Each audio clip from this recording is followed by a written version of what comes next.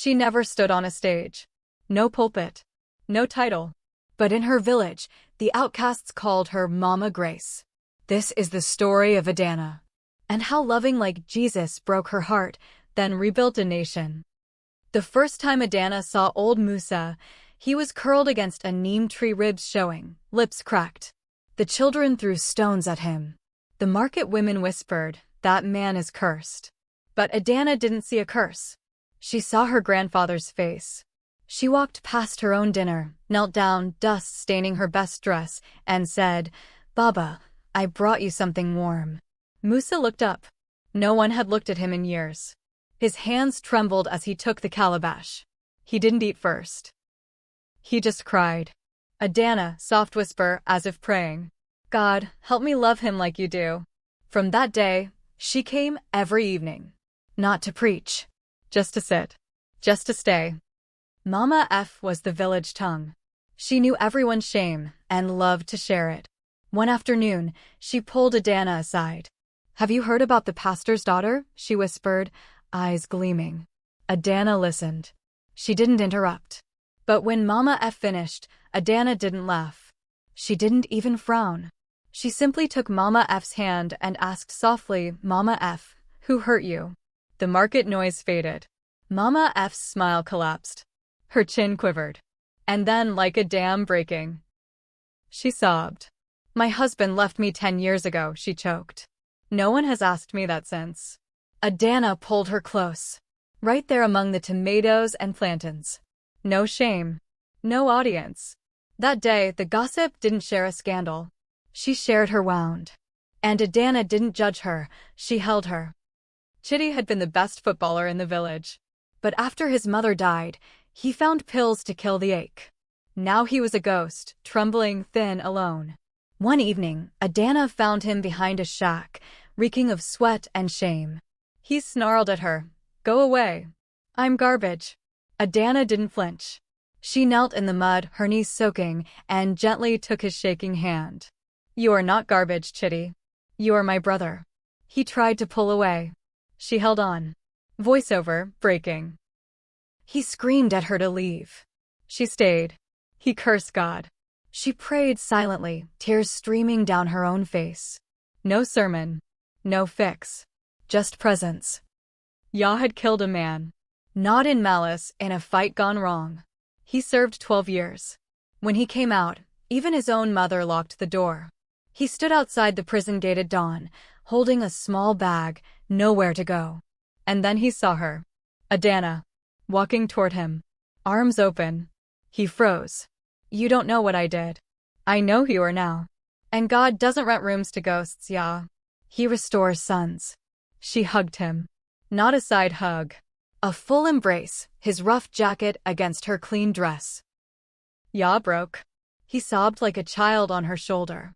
No one had touched him without fear in 12 years. That hug, it didn't erase his past. But it told him his future wasn't over.